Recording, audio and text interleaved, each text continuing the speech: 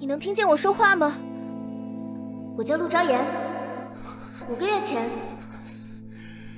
我在村头巷口救下了我的男朋友厉北庭。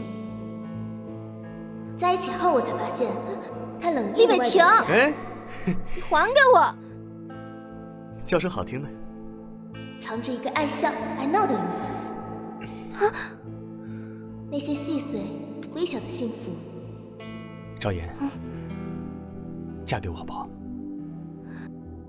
好。填满了我们生活的每一寸缝隙。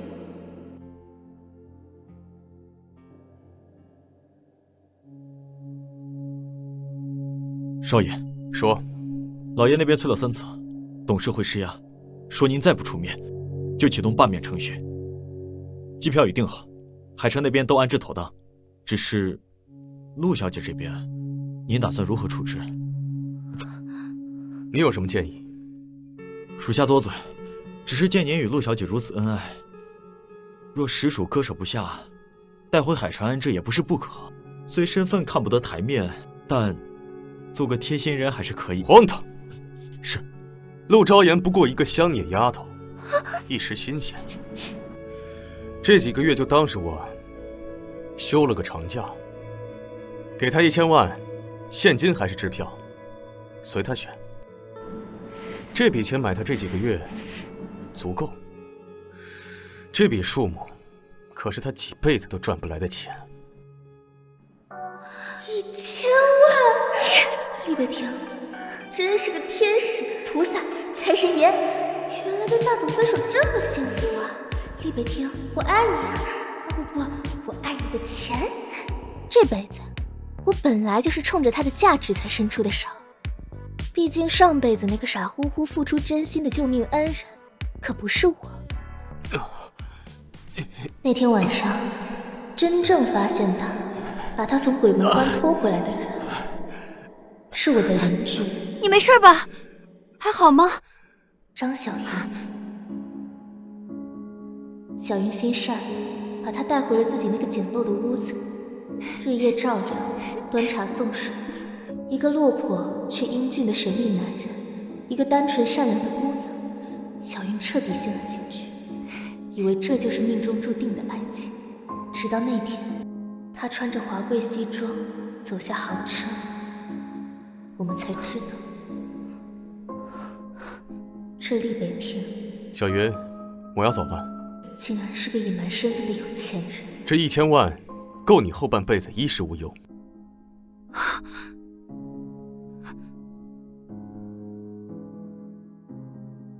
我不要钱，我要你！别闹了，我们本就不是一个世界的人。哼。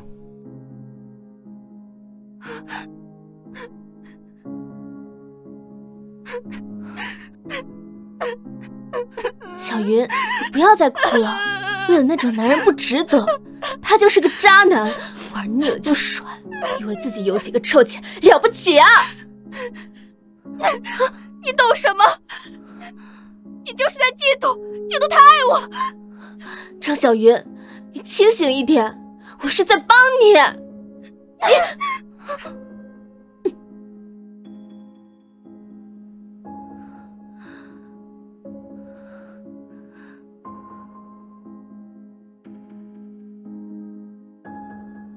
重生一世，我赶在张小云之前救下了厉北庭。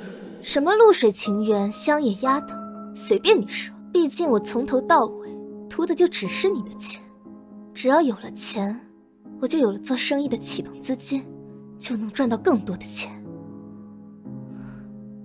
来实现母亲的遗愿。谁？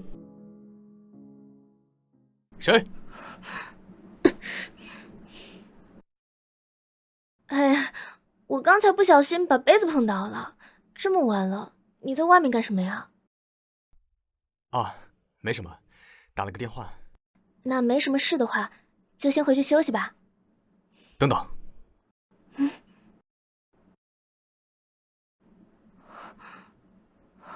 本来想明天给你的，但现在想想，就现在吧。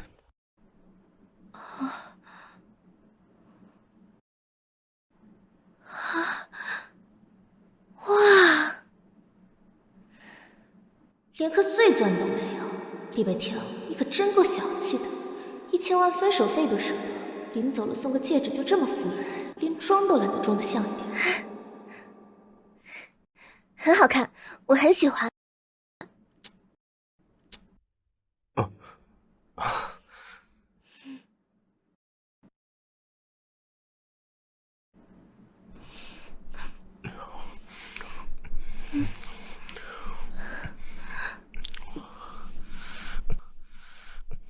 反正都要走了，这么好看的脸，这么标准的身材，以后可未必遇得到了。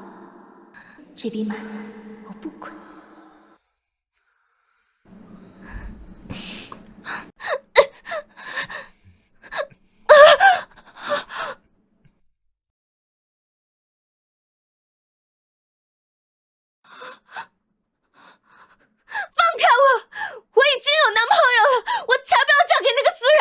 什么男朋友？那就是吃白饭的小白脸儿。爷爷，爸爸这样做都是为你好。村长家的儿子生前就看上你了，现在他走了，你嫁过去就是村长家正儿八经的儿媳妇了，下半辈子吃喝不愁。是啊，昭妍，你命硬，克死了你亲妈。这次能嫁到村长家呀，是去享福的。哎，人家可说了啊，这仪式一结束，就立马给你立个贞节牌坊，多光彩呀！享福，贞节牌坊，王秀娥，这福气给你，你要吗？哎，反正你跟我爸结婚这些年，不是一直嫌我们家穷吗？正好你俩也没领证，你嫁去村长家享福算了。嘿，混账东西，怎么跟你妈说话着呢？时间到了，别摧我良机，来下去，让他磕头。你们放开我！强迫冥婚是违法犯罪。在我们村我就是法。今天让你出嫁，不嫁也得嫁。快点，拜了堂，你就是我们王家人，以后要安分守寡，我们王家不会亏待你的。住手！啊！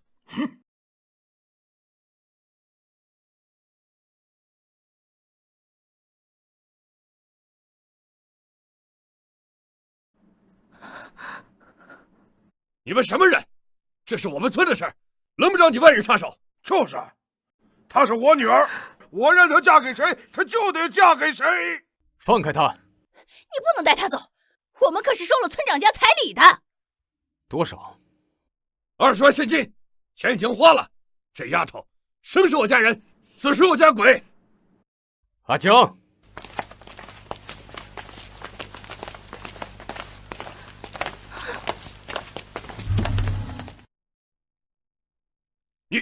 你们要干什么？我告诉你，镇上派出所有关系，我也……那会账是金钱见灰，还是地底下谁不知道？那是厉家的索命符，山上的人非死即残。你们是海市厉？这里是50万。哼，不要了，不要了，这婚事就做吧，走吧。哎，村长，这……快走，快走！阿江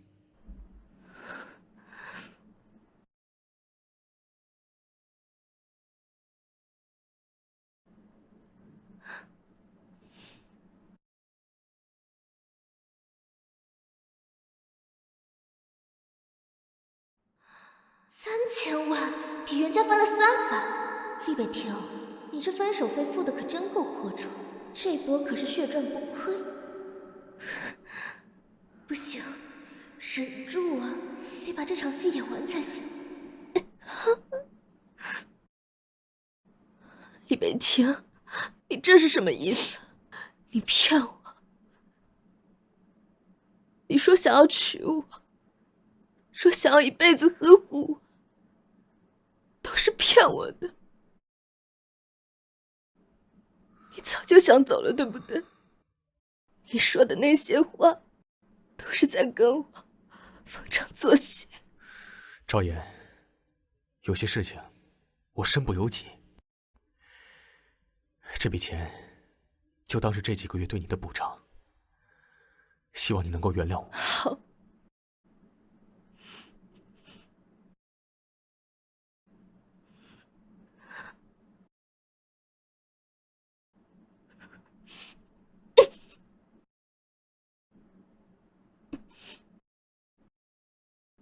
钱我收下，就当是为我这几个月的青春明码标价。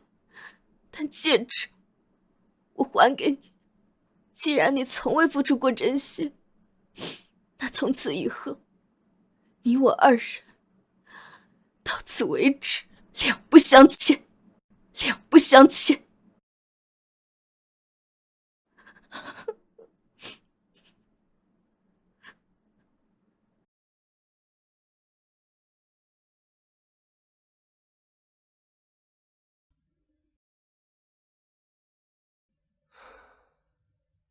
好，好得很，陆昭言。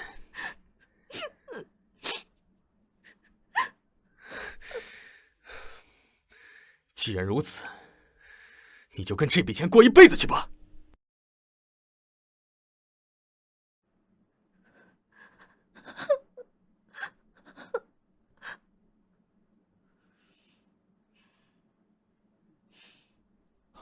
少爷，厉先生，你别生气啊！大人有大量啊！彩礼50万！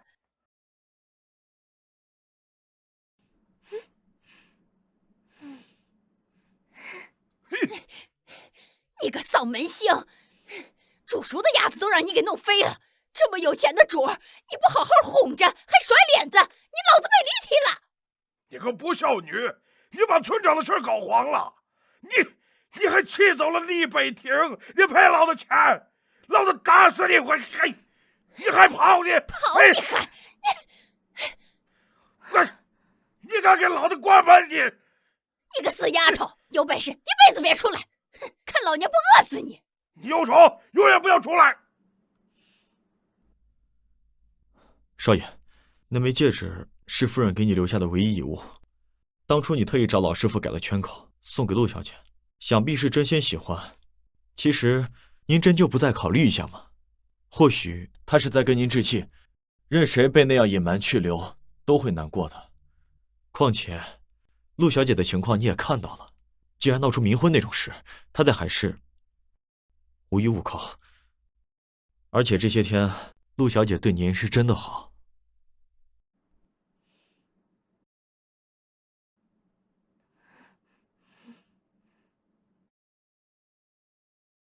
你这个吃白食的，我打你！他是我带回来的，你要打就打我吧！嘿！他为我顶撞父亲，日夜照顾我。是了，他一定是爱惨了我，所以他才会这么生气，才会用这种方式报复我，想引起我的注意。他扔了戒指，接了支票，不过是小女孩在耍性子，是在等我哄她。掉头回去。陆昭言，你赢了，我这就回去找你。这一次我不会再让你委屈。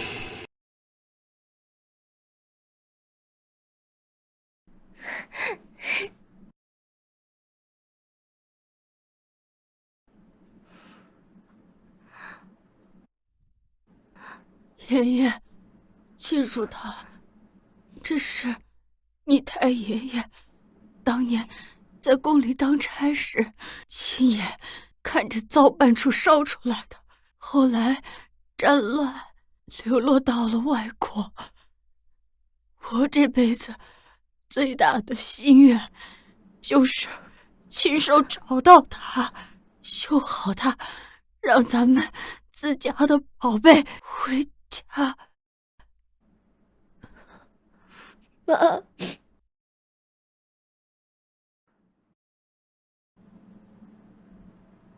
母亲，我知道这些钱还远远不够，但我会努力赚更多的钱。您的愿望我一定会帮您实现，阮新平也一定会回家。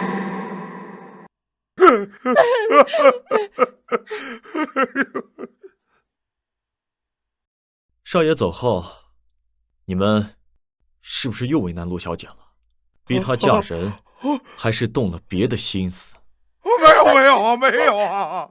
天地良心呐！少爷给他50万，我们巴结他还来不及了，怎么可能去逼他呢？是啊，他跑得比兔子还快，一关上门就没动静了。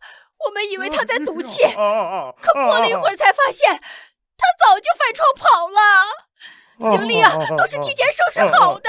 跑了？去哪儿了？我们怎么能知道呢？我还是听村口小卖部老王说，他一大早提着箱子去赶县城的早班车了。那他去哪儿？怎么可能给我们说呀？那丫头精着呢，她赚着那么一大笔钱，肯定是跑到大城市享福去了。李先生啊，他心里根本就没您，就图您的钱。你看他走得多干脆，一点都没犹豫。高兴，所以那些眼泪是假的，那些痛楚是装的，那些质问和破碎，全是演给我看的戏。他对我难道真的没有半分真心？这几个月的一切，都只是为了钱。找，翻遍海市，翻遍全国，哪怕把地球翻过来，也要把他找到，带到我面前。是。陆昭言，你以为拿了钱就能逃得掉吗？这场游戏，我说了才算结束。1年了，青瓷志毅总算有了点名声，能接些像样的活了。母亲的手札我都吃透了，修复费也攒了些，但那些钱离拍下转新品还差得远，必须接更多高价值的单子，最好能搭上真正有实力的藏家。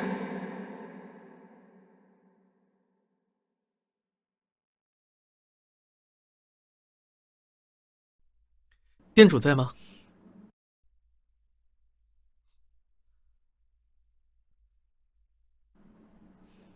冒昧打扰，朋友推荐说，海市若有人能修复这一线天的，或许就在此处。这是明代嘉靖年的民窑青花，这裂痕位置很棘手，修复起来难度很高，报价也不会低。您不仅端带准确，就连花纹的细节都注意到了。这件瓷器是我祖母的遗物，意义重大。只要您能修复，价格好说。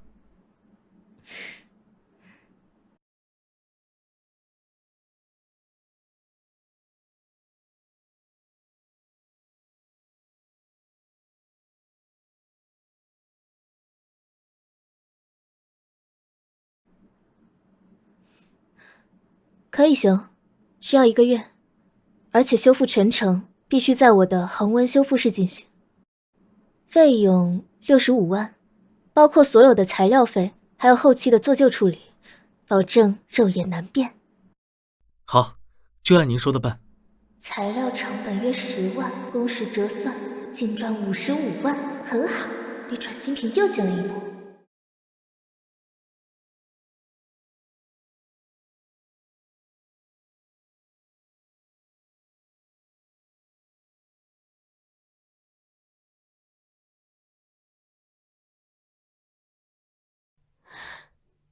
周时义，你竟然敢拉黑我！我楚欣然从小到大还没有被这么羞辱过。楚小姐，我想我已经表达得非常清楚了。清楚？你来这种破地方，和这种修修补补的人在一起，就是为了避开我。楚小姐，注意您的措辞。尊重他人的专业，是最基本的修养。专业？我楚家几百年的窑口，什么样的瓷器没有见过？需要来这种小地方修？周时义，你别忘了，我爸爸和你爷爷已经口头达成了婚约，整个圈子的人都知道。那不过是长辈的玩笑话，我从未同意过。楚小姐，请自重。周时义，你真的要这样逼我吗？为了这么一个人，你知不知道，只要我想，别说这家店了，连他这个人在海市都可能待不下去。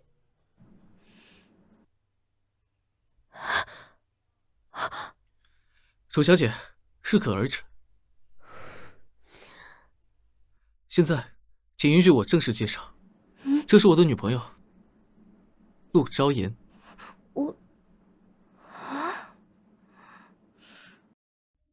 她有男朋友了？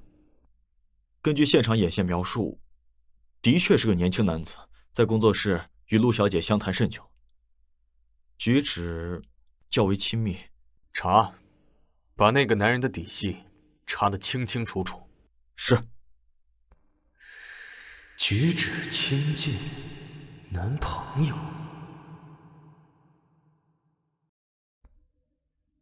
陆昭言，你以为换个地方就能真的重新开始？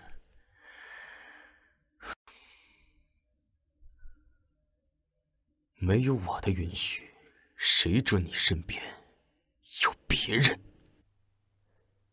女朋友，很好，周师爷，你有种！哼，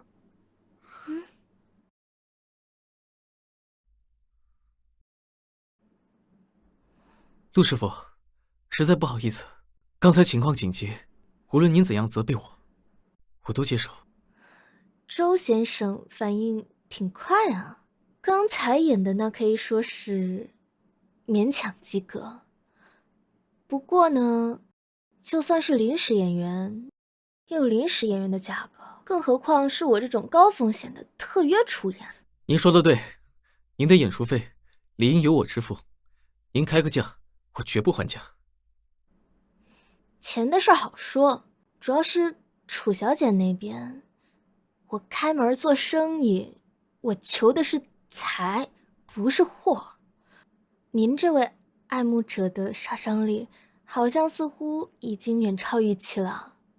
那后续的安保费用，我的精神损失费，那恐怕不是单单一笔固定演出费就能 cover 的。我明白，今天的事情恐怕会为您带来麻烦。如果他真做了什么出格的事，请您务必第一时间通知我，所有的后果由我来承担。梅瓶的修复呢，我会按照协议进行。65万只是修复费用，不包括刚才的附加服务。一切按你的规矩来。为了表达我的歉意，也为了彻底解决楚欣然这个麻烦，我有一个冒昧的提议。既然刚才的戏已经开了头，楚欣然那边也看到了结果，或许我们可以让这个误会再继续一段时间。继续？周先生的意思是？我想请您暂时扮演我的女朋友。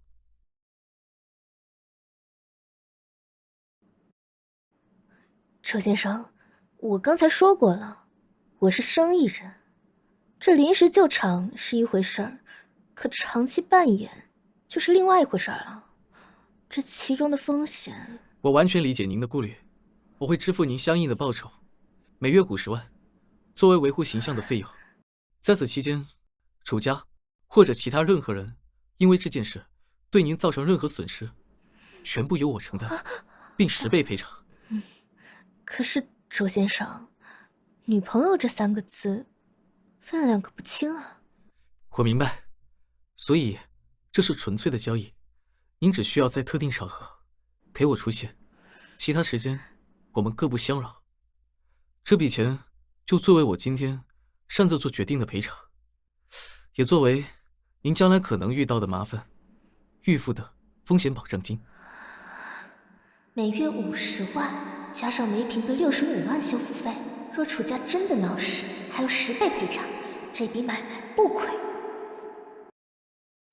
好，周先生，我答应你，每月50万，一次性付清3个月。若楚欣然来闹事的话，如你所说，按照市场估价的最高10倍赔偿。没问题，陆师傅，合作愉快。不过接下来，也许该称呼为昭言。当然可以，周先生，在某些场合内，称呼不过是工作需要。那么，祝我们合作愉快。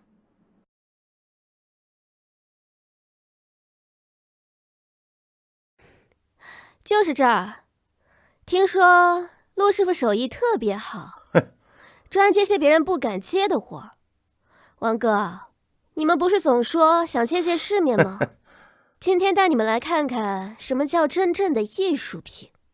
可要好好欣赏欣赏哦。兄弟们，干活！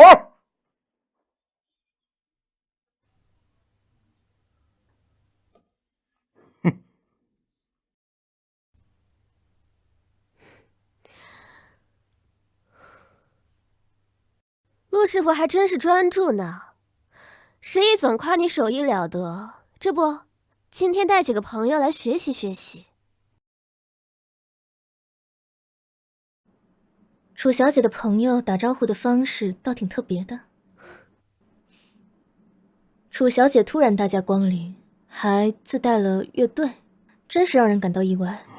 不过损坏财物需要赔偿，这是3岁小孩都懂的道理。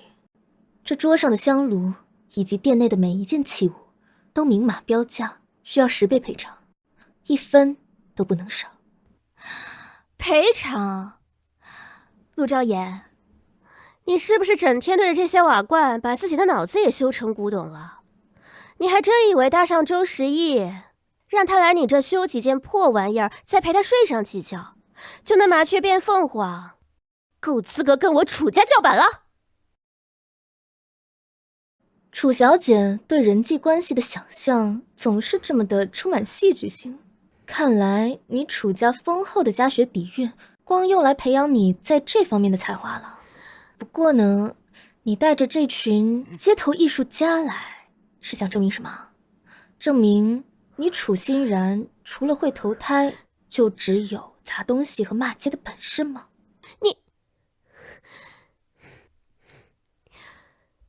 既然陆小姐这么瞧不上我的这群朋友，那你们就让她见识见识什么叫代价。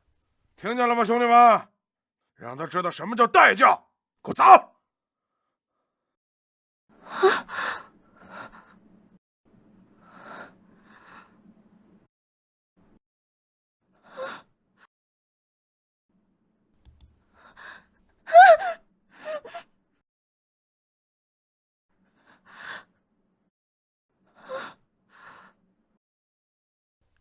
陆昭言，心在滴血吧？我告诉你，这才刚刚开始。像你这样的蝼蚁，我碾死100只都不费吹灰之力。这一巴掌，不是为了我自己，是为了这些被你毁坏的作品中承载的心血，还有时间，还有你楚家百年累世的清誉，都被你这个不孝子孙给毁了。你敢打我？你们都是死的吗？还不赶紧把他给我抓起来！我今天要划烂他的脸，看他怎么勾引男人！快！放开我！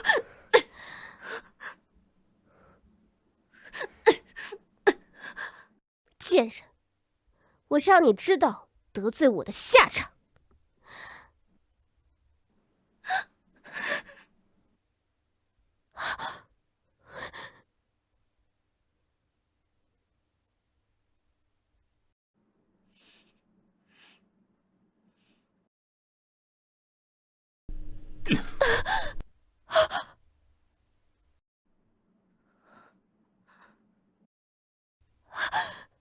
你是谁？知道我爸是谁吗？我要让你再还是待不下去！滚！你算什么东西？你配叫我滚？我楚欣然，荆棘剑辉，你是厉家的人？是那个掌控地下秩序，连顶级的世家都要拒弹3分的海氏厉家。还不快滚！楚家是太平日子过得太久了吗？陆昭言，你给我等着！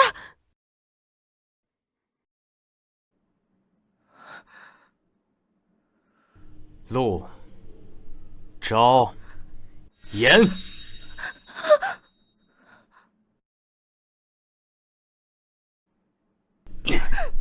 跑啊！我看你还往哪儿跑，陆昭言。李北庭，你放开我，我们早就两清了。两清？你拿了我的3000万，丢了我的戒指，转头就跟别的男人跑到海市卿卿我我，这就是你所谓的两清？钱是你自愿给的，戒指是你先欺骗感情的代价，至于我愿意在哪生活，我跟谁来往，早就跟你厉北庭没有任何关系。跟我没有关系。陆昭言，你听清楚，从你在那个雨夜把我捡回去开始，你这辈子就注定跟我有关系。我找了你整整1年，你以为你躲到这种地方就可以彻底甩了我？你做梦！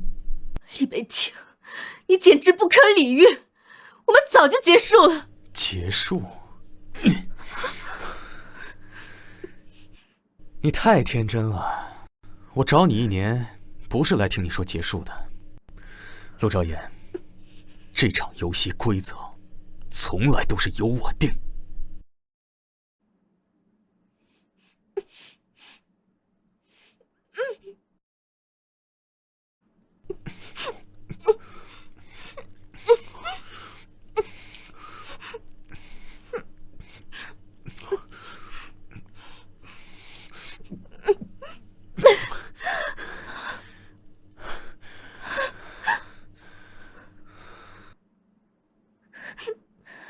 厉北庭，你闹够了没有？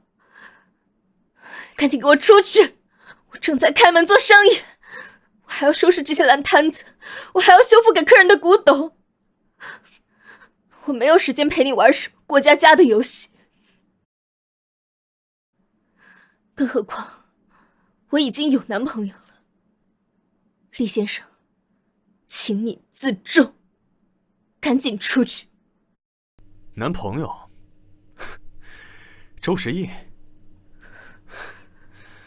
陆昭言，1年前明明是你先招惹我，是你在那个雨夜把我拖回来，是你口口声声的说对我一见钟情，是你每晚赖在我身边说爱我，难道这些都是假的吗？对，都是假的。那天晚上，你虽然一身血污，但从你衬衫的面料、袖扣的质地，我能断定，绝对不是普通人能穿得起的。我会救你，不过是一场投资而已。至于一见钟情、爱你，厉北庭，这种哄男人的话，你也会信？我不过是看你有点钱，想从你身上捞点好处罢了。还有，你送我的那个素圈戒指，上面连颗碎钻都舍不得镶，简直寒酸死了。我陆昭言喜欢的东西，向来很简单，够贵就行。所以，你觉得钱比我重要，是吗？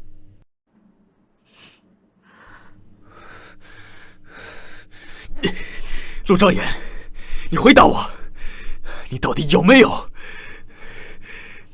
爱过我？哪怕1秒。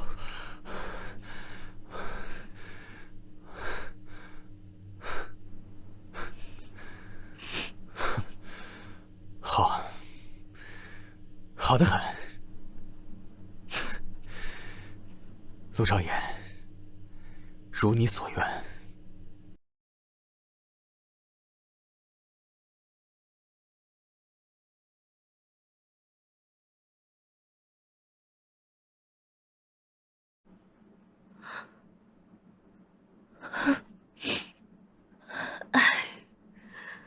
还重要吗？毕竟上一世，我亲眼看到他抛弃了小云。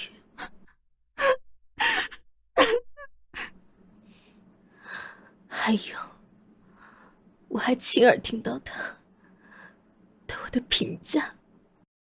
陆昭言不过一个乡野丫头，一时新鲜罢了。这几个月就当是我休了个长假。陆昭言，你给我清醒一点，他爱的从来就只有他自己。感情对他厉北庭来说，不过是无聊时的消遣，是可以被明码标价、随时丢弃的东西。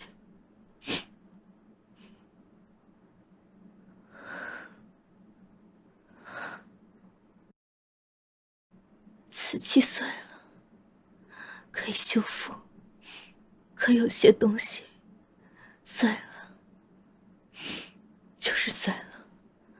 这一世，我绝不会变成第二个张小云。我想要的东西，我自己挣。我跟谁来往，早就跟你绿北庭没有任何关系。少主，少主，快去医院通知医生准备。少爷这是被陆小姐气成这样，她到底做了什么，让你……开你的车。我就是不明白，当年的事，少主明明是为了保护陆小姐，才故意说的那些狠话，避开二少那些人的毒手。当年二少为了扳倒少主，无所不用其极，什么下作的手段都使得出来。而陆小姐是少主身上最明显，也是最脆弱的一环。那天在院子里的话，是说给藏在暗处的耳朵听的。只有把他说的越不堪，越不重要，他才最安全。所以，少爷不是狠，是……可是陆小姐那些话也太……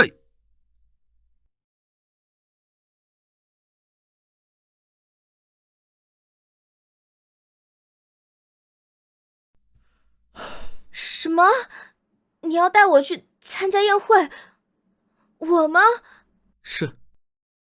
厉家素来注重礼数，我必须携带一名女伴。可是我从来没有参加过这种，我去了会不会……这个你放心，该怎么做我会教你。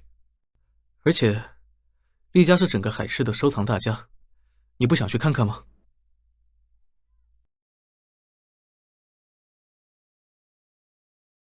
好，我答应你。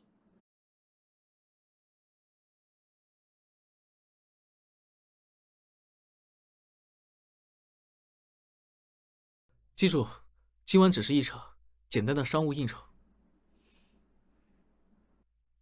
厉家太爷70大寿，来的都不是善茬，尤其是厉家那位新上任的掌权人，手段狠厉，心思难测，绝非善类。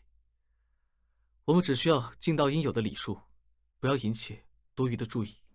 周总放心，我今天就是个来见世面的修复师兼离石女友，我保证说话得体，举止端庄，绝对不会给您添麻烦的。这杯子是乾隆官窑的吧？就这么随便摆着，厉家果然好喝。那位是地产大亨王总，上次拍的那个元青花罐子的修复报价，我是不是报低了？诸位，让我们以热烈的掌声欢迎厉氏集团新任董事长，为老太爷献上贺礼。厉家新掌门啊，听说挺厉害，不知道修不修古董。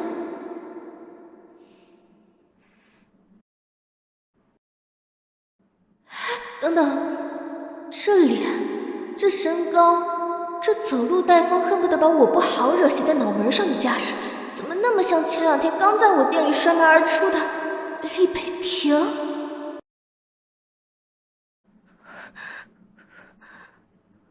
怎么了？没什么，我就是觉得厉家这位新董事长，长得挺面善的。太爷爷，祝您福如东海。面善个鬼啊！这分明就是用3000万买到我青春被我骂跑的男人。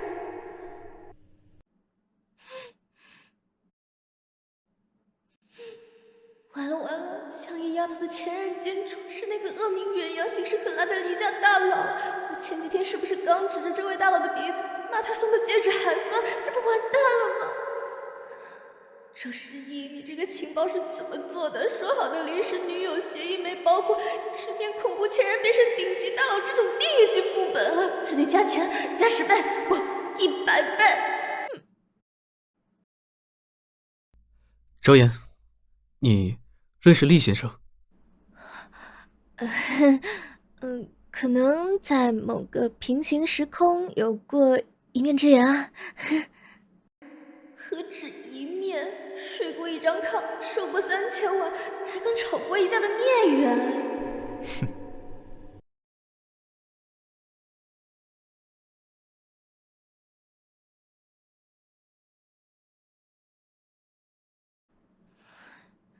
周公子，幸会。厉先生，久仰。这位是？这位是我女朋友，陆昭言。昭言，这位是厉先生。厉先生，你好。周公子果然好眼力，陆小姐确实出众。不过，我听说陆小姐在认识周公子之前，有过一段颇为深刻的感情，还到了谈婚论嫁的地步。周公子如此青年才俊，竟一点也不介意，就不怕重蹈覆辙吗？厉先生说笑了，每个人都有一段过去。昭言已经将那段不堪的过往全部都告诉我，是那个男人有眼无珠，人品低劣，始乱终弃。昭言离开他是及时止损，我很庆幸他没有继续沉沦在那份错误的关系里。昭言心善，不愿多提，可我觉得有必要说清楚，免得有人误会。那个人渣已经死了，也算是恶有恶报。昭言也算是彻底解脱了。救命啊！如果眼神能杀人，我此刻一定被他凌迟千百回了吧？死了？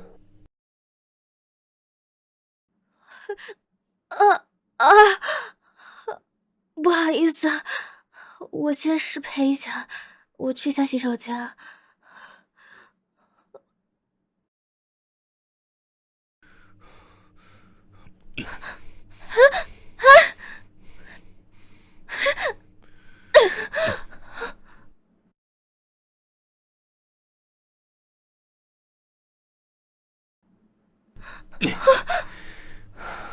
我死了？陆昭言，你咒我？厉先生，厉大佬，厉老板，我那是在为您着想吗？您看，您现在身份多高贵，多神秘，多吓人啊！要是让人知道您跟我这么个乡野丫头有过那么一段，那多有损您高贵伟岸的形象啊！我这样说，前任死了，那是在帮你斩断前尘，立地成佛。不是，我是在帮你维护清誉。哼，为我着想，我看你跟新男朋友相处倒是甚欢啊。这一身，他给你买的？男朋友嘛，那肯定要找对自己知情识趣、对自己好的。我消失太久不好，我男朋友还在外面等我呢。当年我们不是早就钱货两清了吗？两清？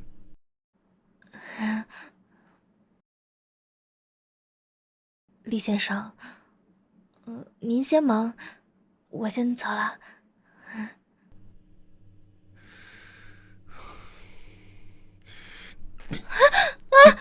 李北婷，你干嘛？你放我下来！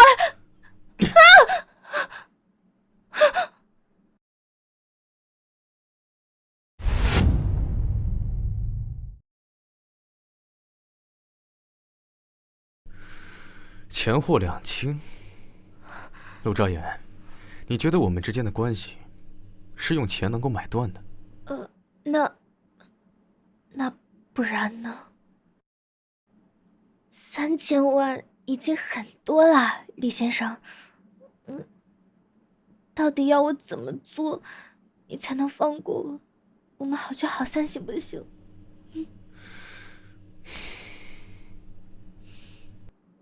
谁要跟你纠缠不清，少自作多情。我叫住你，是因为老爷子有块心爱的玉佩磕破了。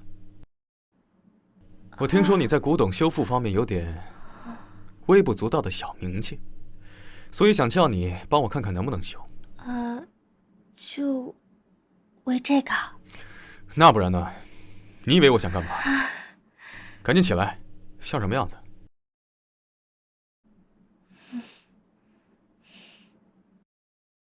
看来厉先生来找我，真是有正事啊。老爷子把玉佩磕了，没问题，交给我，保证给您修复如初，肉眼难辨。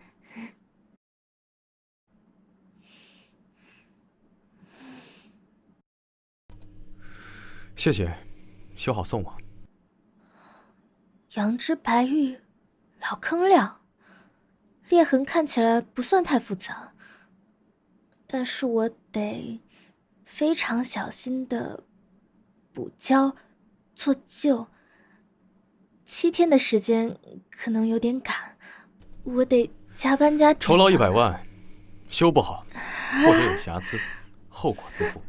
100万！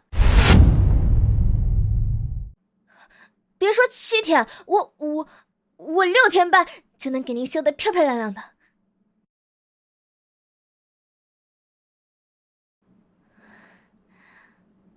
厉先生，我看厉家这家大业大的，历史悠久，底蕴深厚，应该还有不少传承下来的老物件吧？这老东西啊，就像人老了一样，需要时不时的保养保养。以后还有什么需要修的，您都给我送过来呗，我给您打包价，量大从优。修你的玉佩，再多说一句，酬劳减半。现在出去。不说就不说嘛，凶什么呀？买卖不成仁义在吗？我走了，我走了。阿江，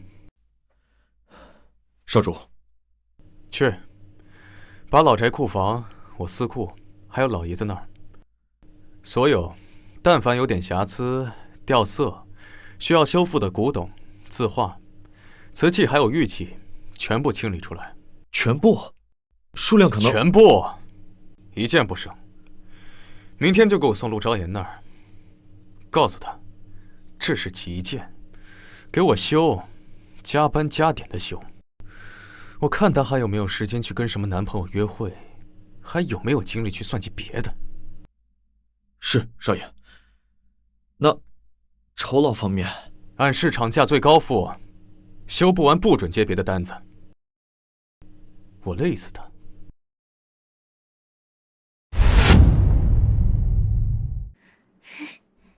去了这么久，没事吧？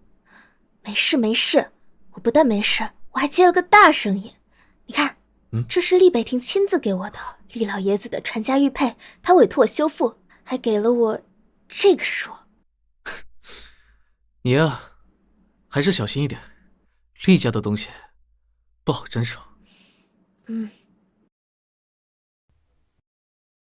主家楚欣然前来为厉老太爷贺寿。陆昭言，你怎么会在这儿？这是你这种人配踏进来的地方吗？请注意言辞和场合。昭言是我邀请的女伴，自然有资格站在这里。女伴？周十一，你到底被他灌了什么迷魂汤？他不过就是个为了钱什么都能卖的，只会捣弄些破瓦罐的。哟，还抱着个破盒子，是十一送你的定情信物吗？我要看看是什么宝贝，让你这么不舍得松手！小心！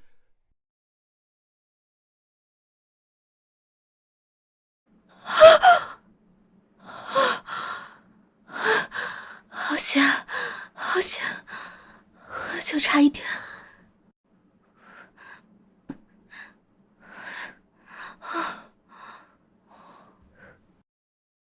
不就就是块破玉嘛，瞧你紧张那样。这纹饰，这是厉老爷子的那块家传玉佩。什么？这是厉老爷子的家传玉佩？怎么会在这个女人手里？还差点被摔了。好啊，我说你怎么跟护着眼珠子一样护着这个破盒子？原来是偷来的贼赃啊！怪不得鬼鬼祟祟捂得这么严实。陆昭言，你好大的胆子，竟然敢偷厉爷爷的传家宝！偷的，难怪在他手上。看着这么清清秀秀的，没想到手脚这么不干净。敢在厉家寿宴上偷东西，真是活腻了。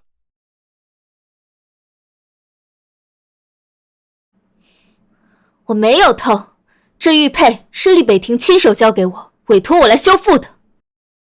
厉先生亲手交给你，就凭你一个破开修补铺子的？陆昭言，撒谎也得打草稿吧？厉先生是什么身份？会把这么重要的东西交给你？我看你就是偷东西被发现，现在变瞎话糊弄大家了吧？各位，她一个不知道从哪个犄角旮旯里冒出来的野丫头，靠着点修补手艺，在海市勉强糊口，搭上周时义就以为野鸡变凤凰了，怎么可能认识厉先生？楚小姐说的对，厉家的物件向来由专门的老师傅或是拍卖行来处理，怎么可能交给一个名不见经传的小店主？我看他这样子也不像是能接触到厉先生那个层面的人。楚小姐是楚家千金，知根知底，她说的话呀更有道理。周公子，你也是糊涂，楚家是海市真正的名门清流，瓷器泰斗。楚小姐对你一往情深，你们周家虽说这些年生意做得很大，但到底根基尚浅。你怎么就偏偏看上这种身份不明、手脚可能还不干净的女人？诸位，在事情查清之前，请慎言。昭言是我周时义认定的女朋友，她的为人怎么样，我比任何人都清楚。至于这玉佩为什么在她手上，我想毕先生会给我们一个交代。周时义，我看你是被这个狐狸精迷得神魂颠倒了。我楚家到底哪点配不上你们周家？我楚欣然到底哪里配不上这个女贼？真是鬼迷心窍，这楚周两家联姻本是佳话，这周时义为了个这个女人得罪楚家，得罪厉家，得不偿失啊！昭言，这玉佩真是厉先生亲自找给你的？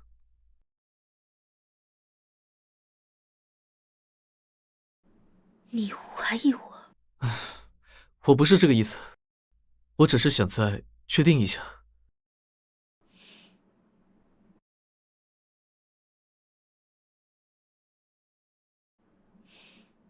楚欣然，你口口声声说我偷东西，那你有证据吗？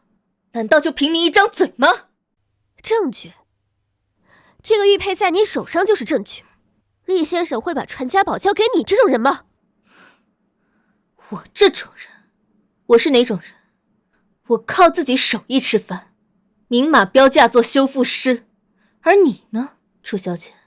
你除了会投胎和会血口喷人，还有什么拿得出手的真本事？你说我偷东西，那我说你污蔑。你敢不敢与我打个赌？现在就去调宴会厅还有走廊的监控，看看这玉佩究竟是不是我从厉家库房或者在场任何一个人身上拿下来的。如果能够证明我的清白，你楚小姐需要当众向我鞠躬道歉，承认你诽谤我。你敢吗？调监控啊！那倒直接。看他这么理直气壮，难不成另有隐情？说不定真是厉先生给的呢。谁要陪你玩这种把戏？哦，那你就是不敢，你没有证据，纯属污蔑。哼，楚家的名门教养，我今天算是见识到了。来人，把他给我抓起来，张嘴，我看他还怎么嘴硬。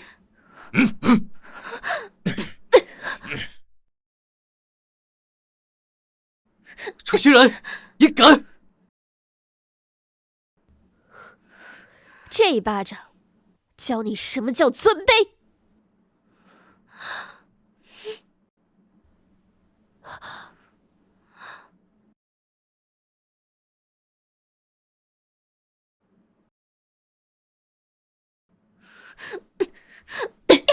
楚欣然，这一巴掌是教会你，不是什么人都能任你欺负。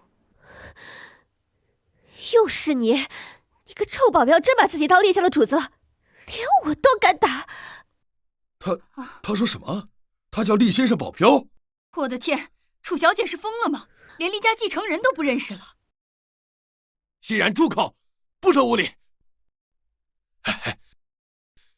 厉先生，小女年幼无知，口无遮拦，冲撞了你，是我教育无方，请您千万海涵。他就是那个厉家掌权人厉北庭。你混账东西，还不给厉先生赔罪！厉先生，你大人有大量，别和小女一般见识。您说如何处置？属下绝无二话。楚总言重了，今晚受惊受辱，并非厉某。楚小姐冒犯的是陆小姐，该如何处置，听陆小姐的。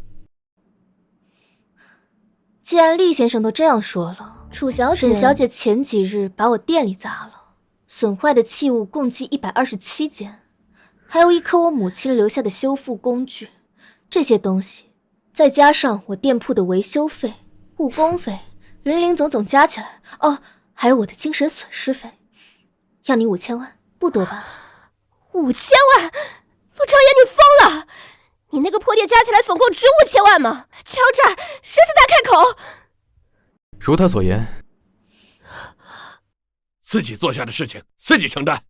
你名下不是有几处房产和基金吗？立刻变卖，3天内一分不少的赔给陆小姐。爸，那是我的。你闭嘴！再多说一句，你就给我滚出楚家！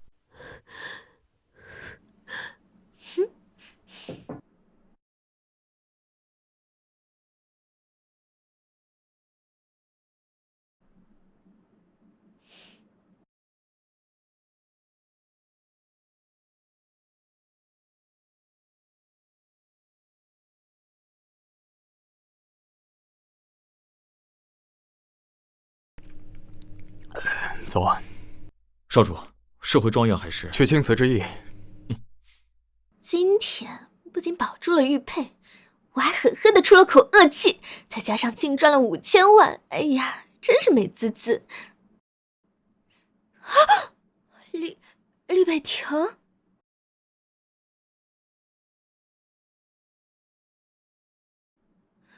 你大晚上不睡觉跑来我这儿当门神啊你想干什么？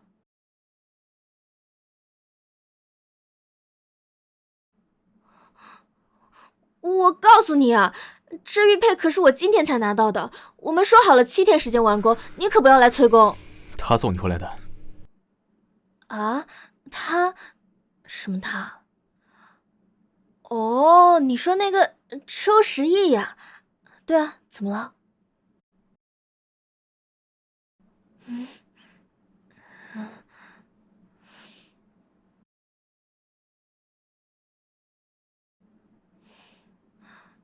时候不早了，厉总你也早点回去吧，我也准备睡了啊。你干什么？你放开我！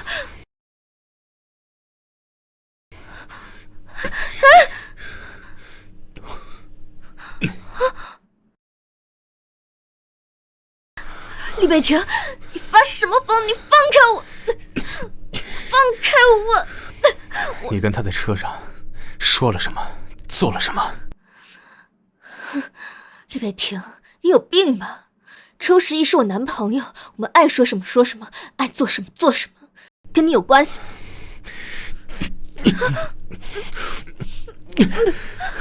厉北庭，你混蛋！你放开我！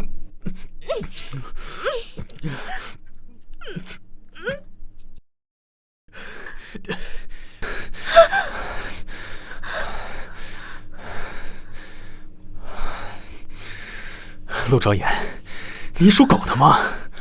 乱咬人！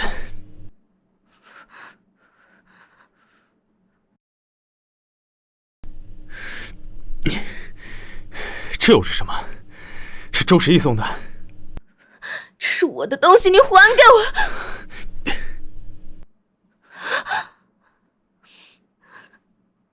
厉北亭，你干什么？那是我花了3800买的珍珠镶金的吊坠，很贵的，你赔给我！3800？你就这么喜欢这些亮晶晶的、用钱买的东西？陆昭言，你就这么爱钱吗？没错，我就是喜欢钱。钱能买饭吃，钱能交房租，钱可以让我租下这里的房子，开了这家店。我喜欢钱，天经地义。我喜欢钱有错吗？喜欢钱是吧？这张卡给你，无限额随便刷，买珍珠，买钻石，买房，随你便，够不够？厉北亭，你是真喝多了，还是在整些新型的成人游戏？难道说这张卡真能刷？不信，我现在就刷给你看。我现在就刷爆这台机器！别！厉老板、厉祖宗、厉大佬，我信了，我1000个信，我10000个信。你冷静，这把 POS 机刷爆了是小，要是惊动了银行风控，那事情可就大了，我跳进黄河也洗不清了。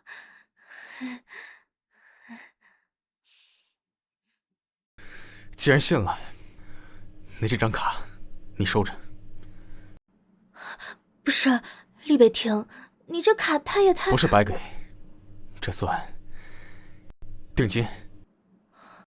定金？什么定金？修玉佩的定金，还有以后厉家所有需要修复的，都交给你。这张卡就当是把你未来所有的时间提前买断。陆昭言，你不是爱钱吗？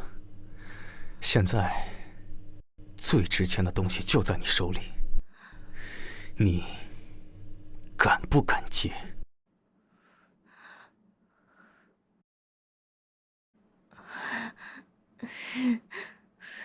厉先生，你可真会开玩笑。我只不过修个玉佩而已，定金哪用得上这么多？哎呀，你放心，厉家的古董交给我，我保证给你修的完美无缺。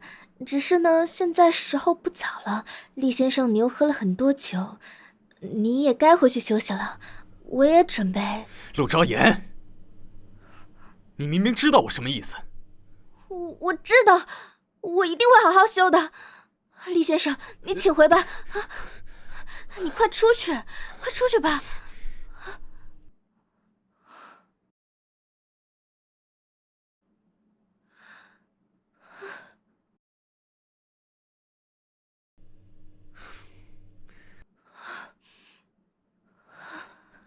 厉北亭，你混蛋，你放给我！厉北亭到底什么意思？难道他真的是喜欢我吗？村长家的儿子生前就看上你了，现在他走了，你嫁过去就是村长家正儿八经的儿媳妇了。不对，就连亲生父亲都能视我如商品，更何况只是露水情缘的陌生男人呢？我到底在期待什么？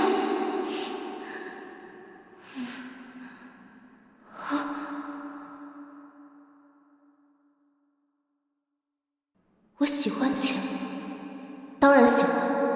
钱能让我活下去，能让我守住母亲留下的这点念想和这门手艺。但是，有些东西比钱更重要，那就是只属于我自己人生的掌控权，即使它开出的是天价。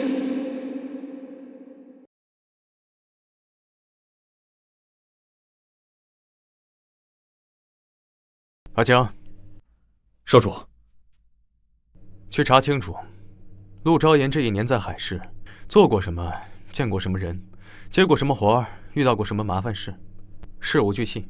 是。那周公子那边查，包括周时义是怎么认识他的，还有他们到底到哪一步。明白。另外，帮我联系 Graf， 让他把最顶级的钻戒图册送来。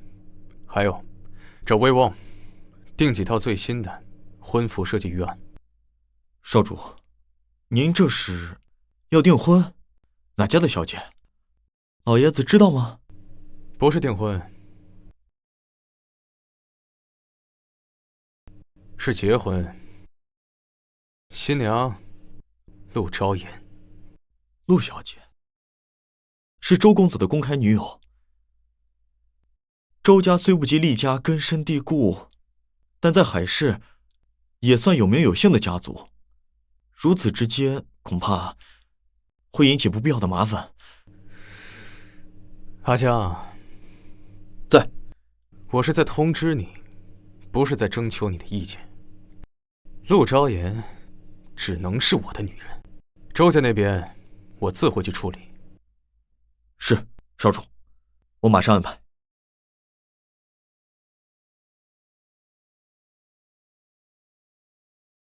什么？二少回国了。厉南雨，他这个时候回来做什么？阿江，派人保护陆昭言。是，我马上安排。不要让他发现，不要影响他正常生活。明白。伯母，十一哥在厉家公开说陆昭言是他女朋友，当着这么多人的面让我下不来台，您可要为我做主啊！欣然，你放心，你才是我们周家认定的儿媳。十一这孩子呀，他有分寸。谁知道那个陆昭言用了什么下作手段，让十一哥对他言听计从的，还仗着有厉先生，还仗着有人撑腰，狮子大开口，敲诈了我5000万。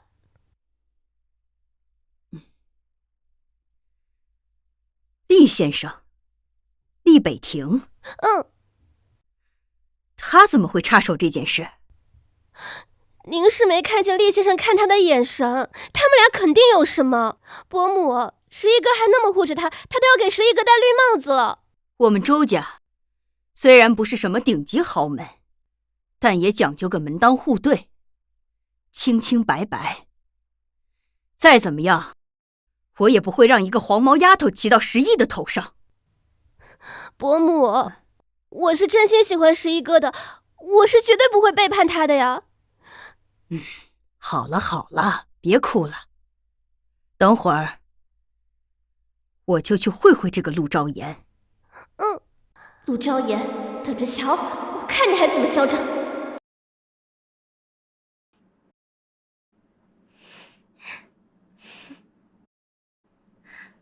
成了，7天刚好，幸不辱命。昭言，我能进来吗？进来啊。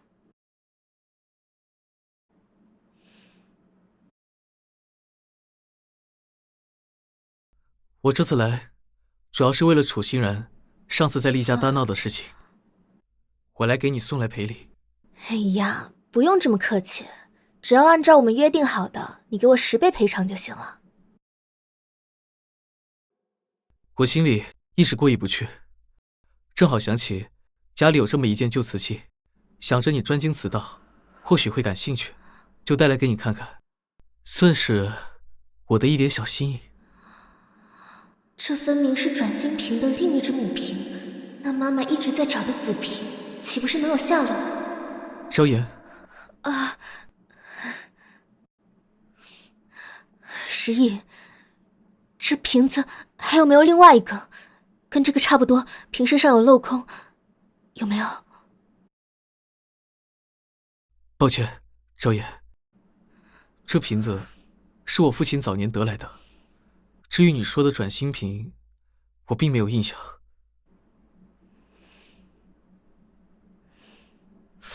不过昭言，你别着急，我可以立刻回去问我的父亲，也可以找人帮忙查清楚它的来源。只要有你说的那个转心瓶，我一定帮你找出来。谢谢你，十亿，这个瓶子对我真的很重要，那就拜托你了。我明白，你放心，我会尽力。一有消息，我马上就通知你。不过，我听说你和厉北庭有些交情，厉家才是真正的收藏大户。你要不……不了，不用，我不需要他。也是，毕竟也没那么熟。那我先回去，替你打听平子的下落。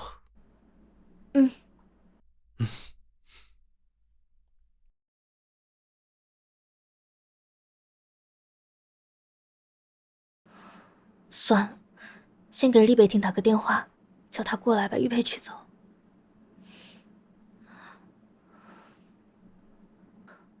陆昭言在吗？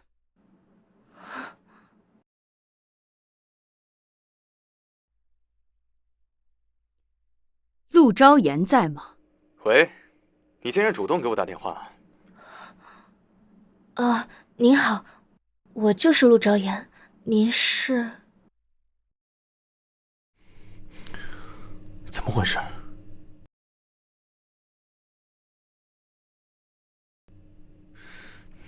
阿江，去查一下陆昭言工作室现在什么情况。是，马上安排。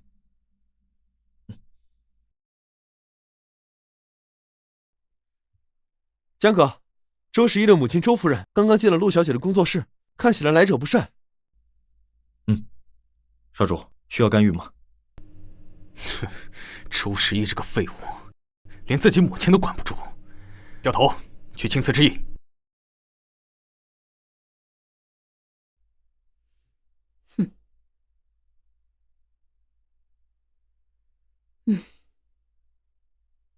坐吧。陆小姐，你和我儿子不合适。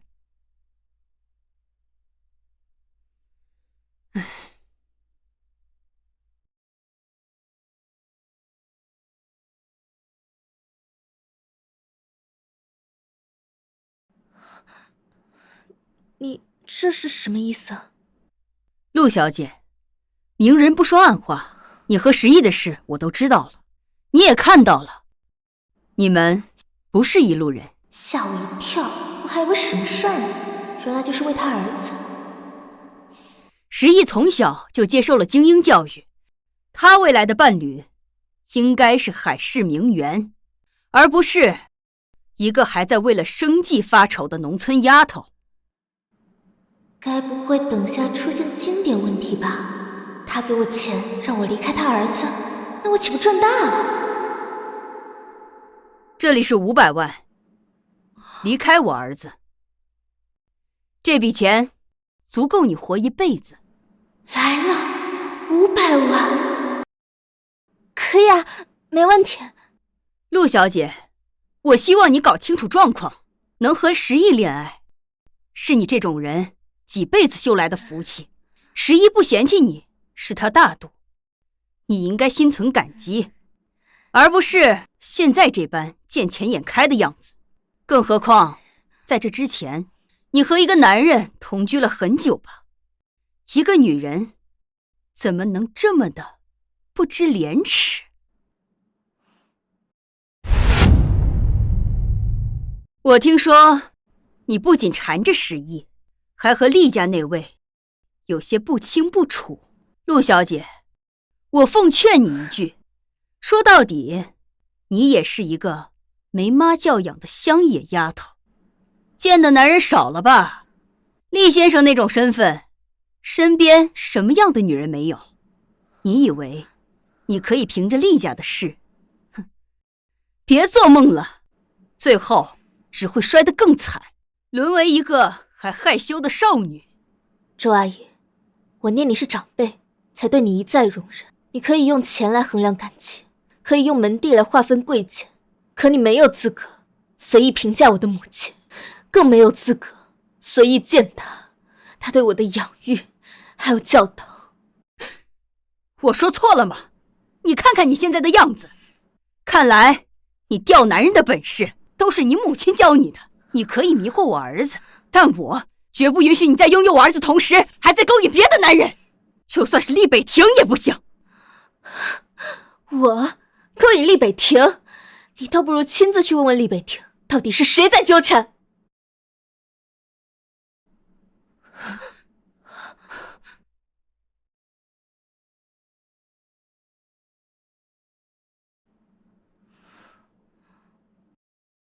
听说你有事要问我。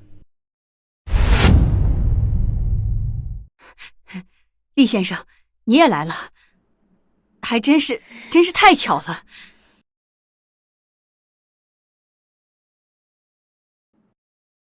不巧，我是来纠缠他的。啊？什么？我说，不是他纠缠我，是我一直纠缠他。他一直在拒绝我。啊，那是我误会陆小姐了。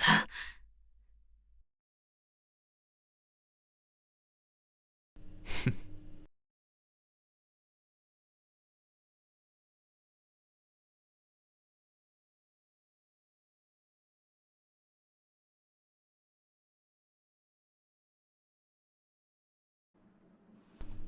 麻烦周夫人把她带回去，交给你儿子，让他离开我的女人，从此两清。否则，我不介意让周家在海城换一种活法。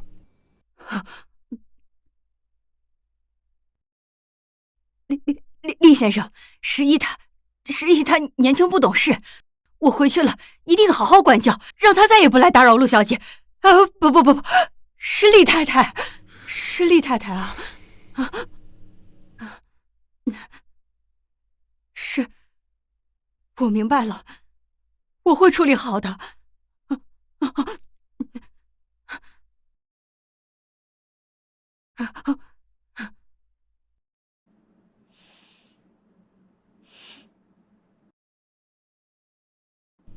你盯着我干嘛？我脸上又没钱。厉总，厉大佬，你刚才好威风啊！我还有个小小的疑问。说。你刚才给了周十一1个亿，想让他离开我，那你怎么不直接把那个亿给我呀？搞不好我自己就会跑得飞快啦！啊！陆昭言，周十一的母亲用金钱衡量你的价值，可你在我心里是无价的，所以我才愿意用钱去摆平周十一。你这个人，我要定了。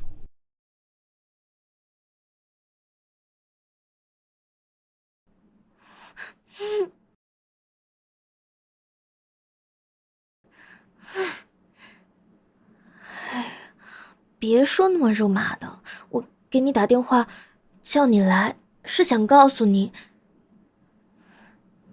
你的玉佩我修好了，赶紧验收。不愧是我的女人，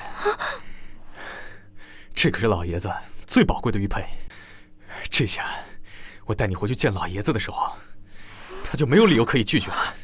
谁要跟你回家了？我听说你最近一直在找一件瓷器，转心瓶。你怎么知道的？你的事情我都知道。难道厉北庭真的喜欢我？我不介意让周家在海城换一种活法。陆昭言，周十一的母亲用金钱衡量你的价值，可你在我心里是无价的。不可能，他亲口说过，我只是乡野丫头，他只是一时新鲜，怎么可能真心喜欢我呢？你调查我？我是想告诉你，转心瓶的下落找到了，过2天。少爷，2少跟丢了。什么？厉南雨，赶紧加派人手，他不可能凭空消失。是。厉北庭，怎么了？发生什么事了？绝不能让他卷进来，尤其是厉南雨，他可能已经发现他了。重新安排一组人保护陆小姐。明白。赵岩，你待在这里，哪里都不要去。那个二少到底是什么人，能让他这么慌张？唉，交给你儿子。啊，算了算了，不想了。2条腿的男人多的是。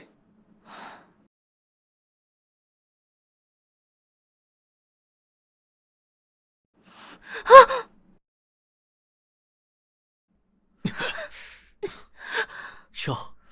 吓到了。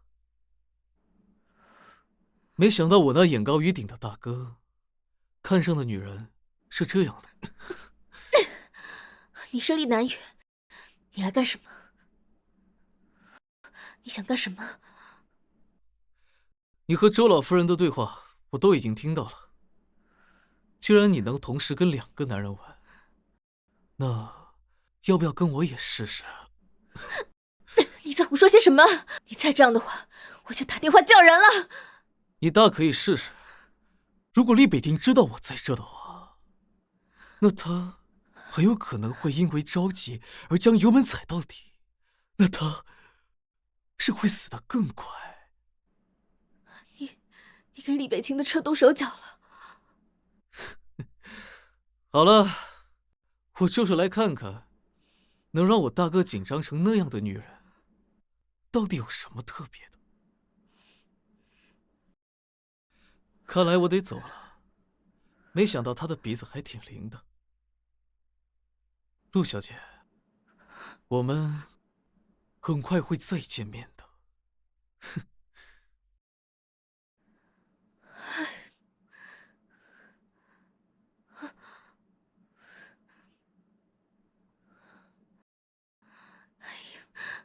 厉北庭，快接电话呀！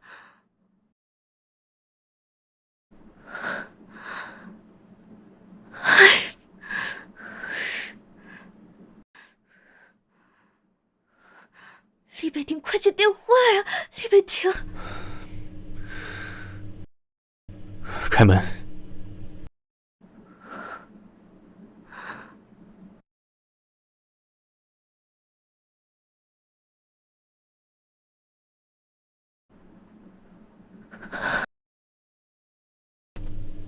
这么着急，要去哪儿？你的头。你是在关心我吗？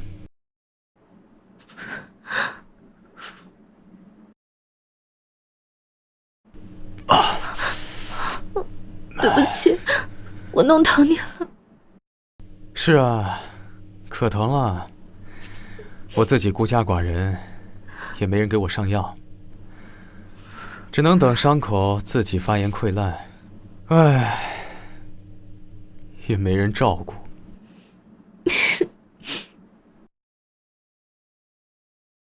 我去取药箱。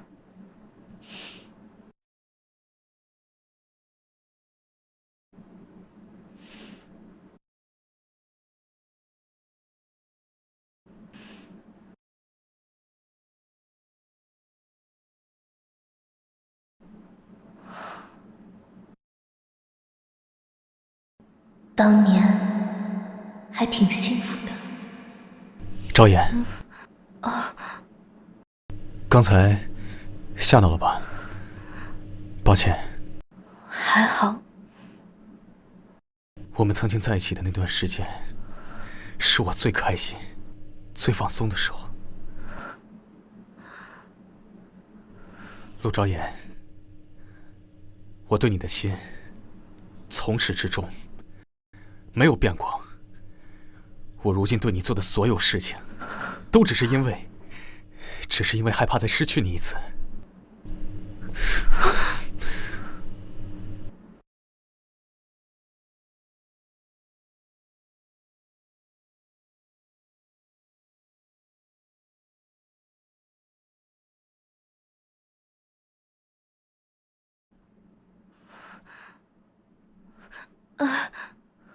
喂，11，昭言，是我。怎么了？家里决定让我去国外，负责那边的业务，可能要待很久。怎么会这么突然？家族的决定。另外，昭言，你实话告诉我，你和厉北庭是不是有什么我不知道的恩怨？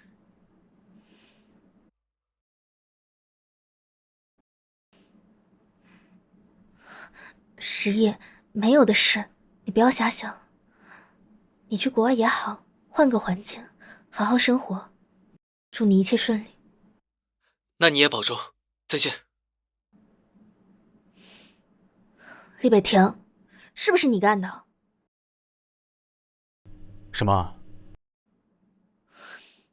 周时宜突然出国，是不是你逼的？你是不是以为自己是厉家家主，就可以为所欲为，就可以随意摆布别人的人生了？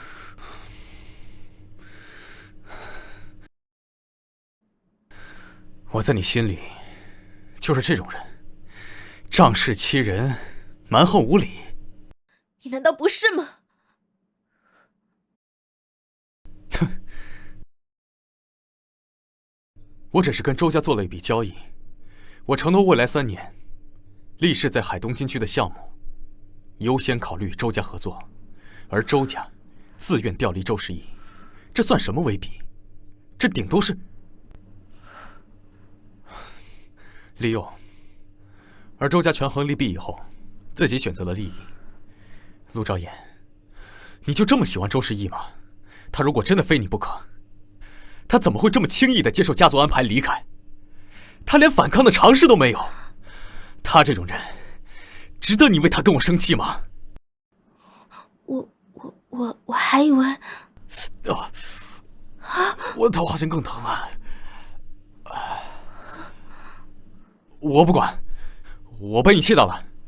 我最近就走不出这个门了，走不动了。阿江，回去告诉老爷子，我不回去了。李南雨如今行踪不明，留在他身边才是最安全的。你，哎呀，好疼啊！哎呀，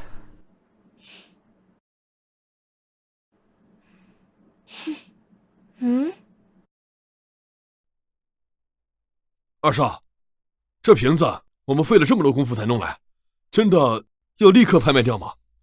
一个瓶子而已，再稀罕也不过是件死物。我更好奇的是，我那位好大哥究竟能为一个女人做到什么程度？哼！您的意思是，安排一场拍卖会，拍品就是他。这个消息绕过我大哥，但要准确无误的传到那位陆小姐的耳朵里。是。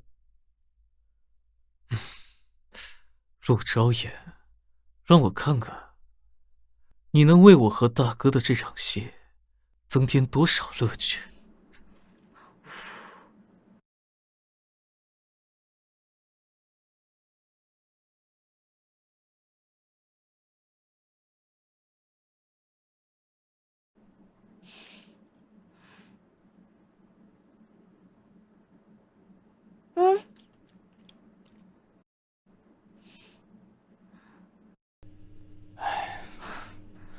陆昭言，清醒点儿，别忘了他之前说的那些话。你们只是露水情缘，早就结束了，别被假象迷惑。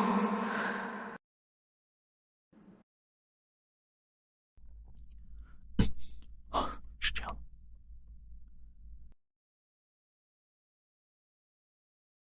老爷子那边有点事，我得先回去一趟。你去吧。我的人就在外面，你叫他们，他们会答应的。我随时……哎呀，没事的，青天白日的，能有什么事儿？你快去忙你的吧。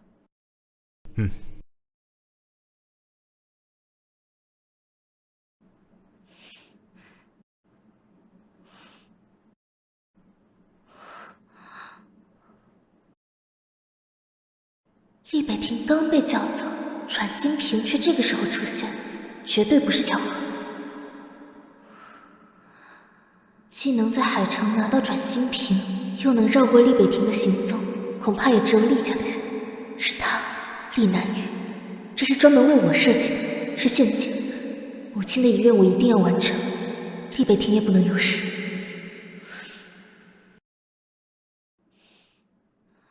厉南雨，你到底想怎么样？你的行动比我想象的还要快啊，陆小姐，也比我想象的聪明。邀请函收到了，喜欢这份礼物吗？想拿回瓶子，我们见面聊。定位发给你了。好，我马上到。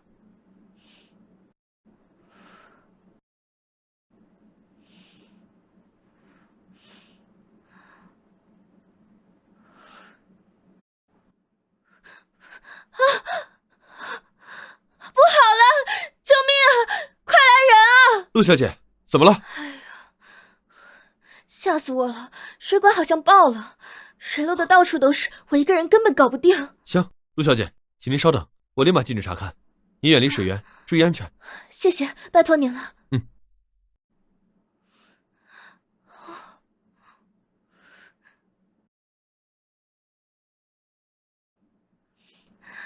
对不住了，小兄弟。对不起了，厉北庭。这次我必须自己去，瓶子我要拿回来，我也绝不会让他伤害。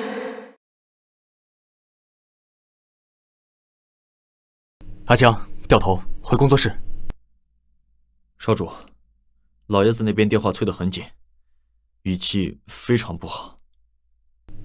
我知道，这次先。10分钟之内滚回祠堂见我。这次见不到你，厉家家主你就不要再当了。少主，老爷子这次恐怕不会轻易罢休，要不先回家安抚一下。陆小姐那边，我来加派人手。回祠堂吧。是。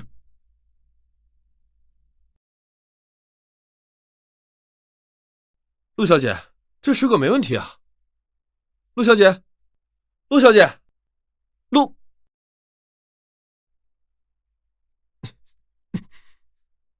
哎呀，糟了！陆小姐丢了，少主会扒掉我一层皮的。哎呀！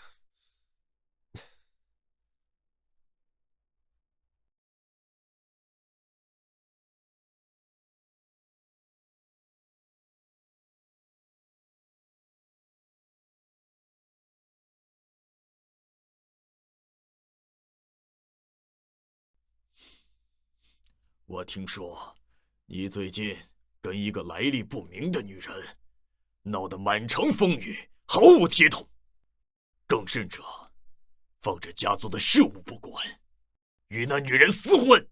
厉北庭，你眼里还有没有厉家？还有没有你身为家主的责任和担当？爷爷，事情不是你想的那样，我跟昭妍之间的事与厉家无关，是我个人的选择。混账！你是厉家的家主，你的一举一动都代表着厉家。那陆昭妍还在乡下有过不清不楚的婚约，这样一个女人，你竟然公开维护，甚至为她出头，惹人笑话。你敢说和厉家没关系吗？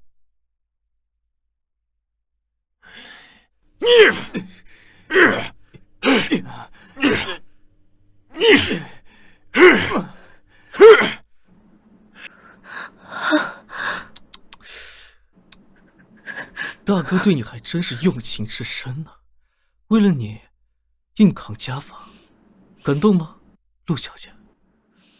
厉南雨，你开个价嘛，到底要怎么样才能把转心瓶给我？我的条件很简单，只有一个，离开厉北庭，选择我。厉南雨，你疯了吗？当我是什么？可以随意交换的货物，还是你用来报复厉北庭的棋子？棋子？货物？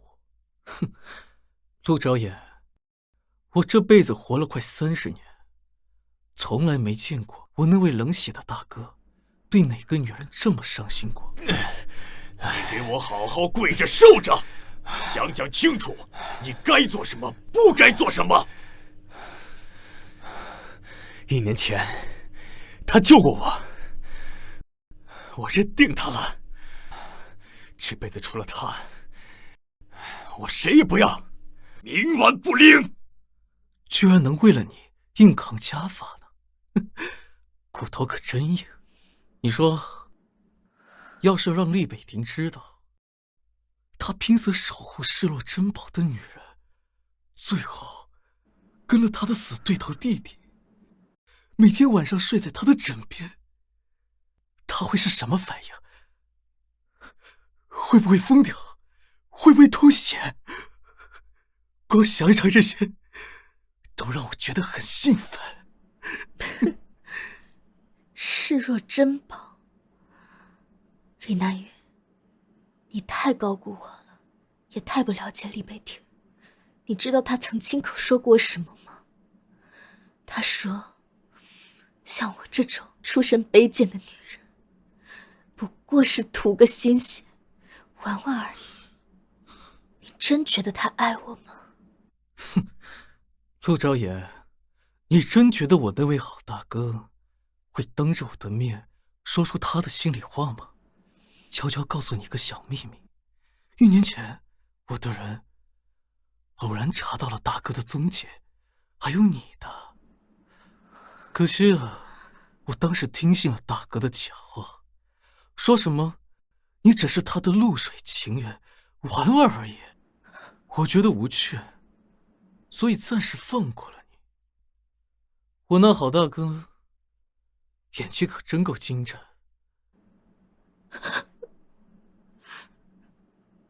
所以，你的意思是，他说的那些话，都是说给你听的？他哪里是嫌弃你，他分明是怕我盯上你。他知道我是什么样的人，知道我一旦认定你对他重要，你会面临什么。他是在保护你，笨女人。他想把你从他的世界里藏起来，好让你远离我这个疯子弟弟。好了，感人的真相时间结束了。陆小姐，我的条件不变，这是你母亲寻觅半生，对你至关重要的转心品，和你对厉北庭那点刚刚才恍然大悟、脆弱的可怜的感情，选一个吧。好，我跟你进去。有胆量，请吧，陆小姐。南雨，带他来做什么？还嫌不够乱？爷爷，话可不能这么说。进了厉家的门，再怎么说也是客人。李南雨，你想干什么？有什么事你冲我来，你别碰他。大哥，你看看你现在这个样子，都已经成这样了，还想着护他呢。况且，昭言都已经答应要跟我了。你别，疼吗？不疼，没事就好。还真是情深意重，大哥，爷爷可还在这看着呢。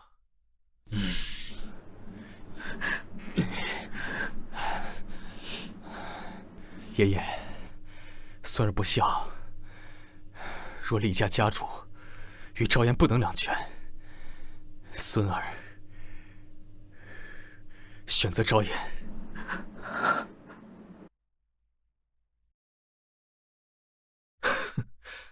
爷爷，你听见了吗？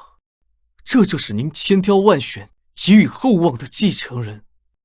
为了个女人，连祖宗基业都不要了，可笑不可笑？昭言，以前是我太自负，以为推开你是保护，是我错了。如果没有你，这一切都毫无意义。我厉北庭此生只求一个陆昭言。你功名利禄、锦绣前程，我都可以不要，只要你平安喜乐，留在我身边就好。我相信你，以前我一直不相信，但现在我信了。无论你是厉家掌权人，还是一个普通人，无论等着我们的是厉家家法，还是刀山火海，我都陪你一起面对。爷爷，孙儿让你失望了，但孙儿心意已决。南羽有能力也有野心，假以时日，未必不能成为一名合格的掌舵人。孙儿愿放弃权柄，只求爷爷能成全我和昭言。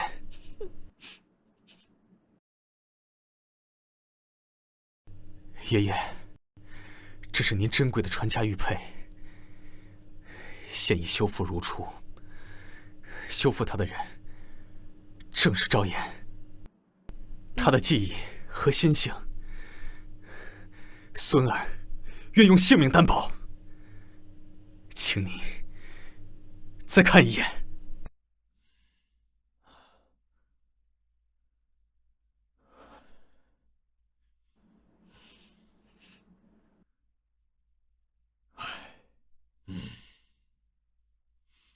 罢了，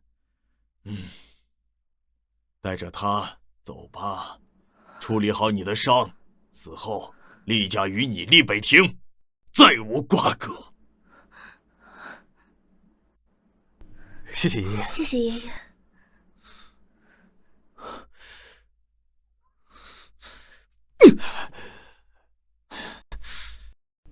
昭言，再喝一口嘛，就喝一口。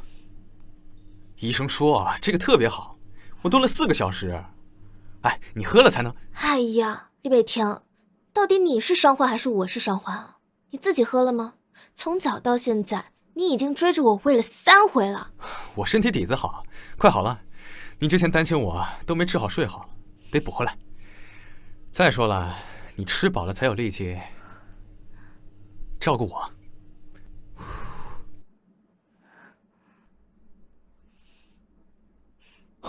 少主，陆小姐，不好了！